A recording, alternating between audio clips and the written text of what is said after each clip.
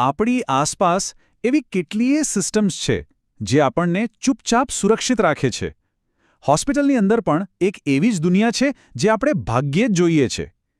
એક એવી સિસ્ટમ જે કલર્સની ભાષામાં કામ કરે છે. તો ચલો આજે આ હોસ્પિટલના સિક્રેટ કલર કોડને સમજીએ.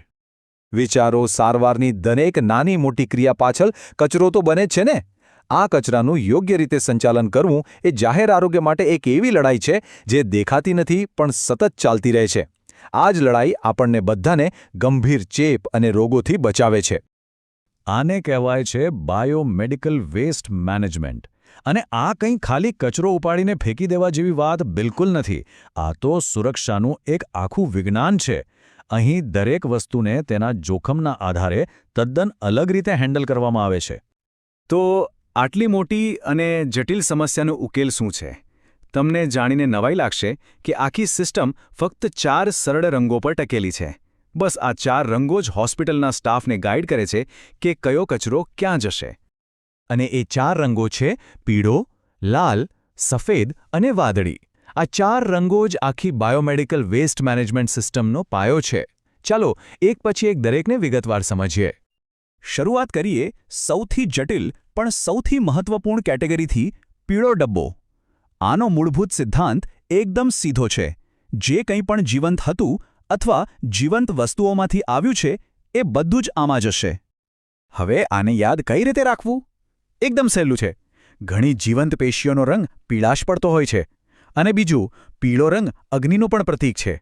આનો અર્થ એ કે આ કચરાનો નિકાલ મોટાભાગે તેને બાળીને એટલે કે ઇન્સિનરેટ કરીને કરવામાં આવે છે. તો આમાં શું શું આવે?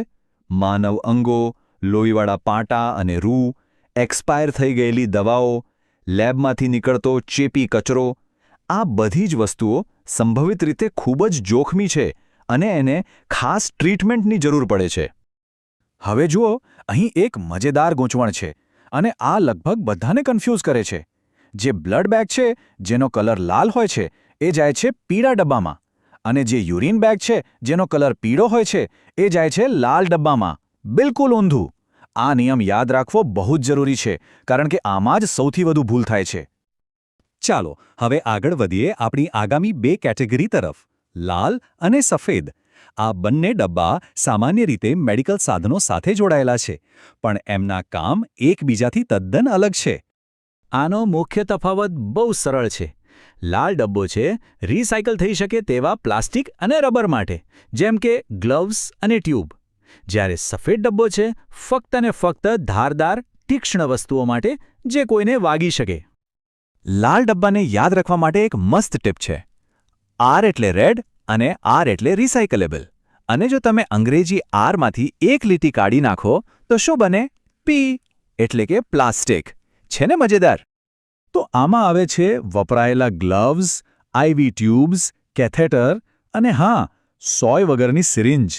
આ બધી વસ્તુઓ પ્લાસ્ટિક કે રબરની બનેલી હોય છે અને તેને રિસાયકલ કરી શકાય છે, એટલે એ લાલ ડબ્બામાં જાય છે.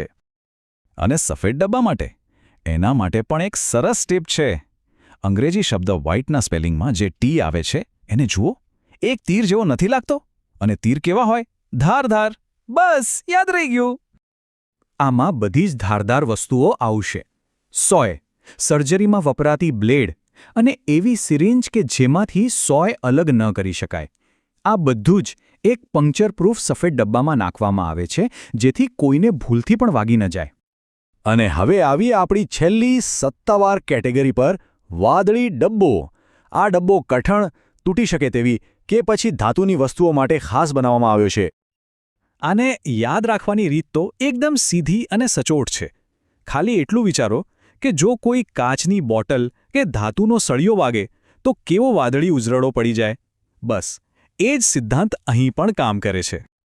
તો આ ડબ્બામાં જશે દવાની ખાલી કે તૂટેલી કાચની શીશીઓ, લેબનો કાચનો સામાન અને શરીરમાંથી કાઢવામાં આવેલા મેટલ ઇમ્પ્લાન્ટ્સ, જેમ કે સર્જિકલ પ્લેટ્સ કે સ્ક્રૂઝ. એક મિનિટ, પણ પેલો કાળો ડબ્બો એનું શું? એ પણ તો હોસ્પિટલમાં હોય છે ને? હા, પણ એ આ 4 રંગોની ગેંગનો ભાગ નથી. એ તો સાવ સામાન્ય કચરા માટે છે. સમજો કે દવાના રેપર, કાગળ, એવું બધું. એનો બાયોમેડિકલ વેસ્ટ સાથે કોઈ જ સંબંધ નથી, એટલે એને અલગ રાખવાનો. અને આખી સિસ્ટમ સાથે જોડાયેલી એક રસપ્રદ વાત. નિયમ એવો છે કે જો કોઈ હોસ્પિટલ ટ્રીટમેન્ટ ફેસિલિટીથી 75 કિલોમીટરના અંતરમાં હોય તો એણે ફરજિયાતપણે પોતાનો બાયોમેડિકલ કચરો ત્યાં જ મોકલવો પડે. એ પોતાની રીતે તેનો નિકાલ ન કરી શકે. આ બાયોમેડિકલ વેસ્ટ મેનેજમેન્ટ શા માટે આટલું મહત્ત્વનું છે? મુખ્યત્વે આનાથી ચેપનો ફેલાવો અટકે છે અને પર્યાવરણનું રક્ષણ થાય છે. ખાસ કરીને આરોગ્ય કર્મચારીઓને જ આનાથી ફાયદો થાય છે.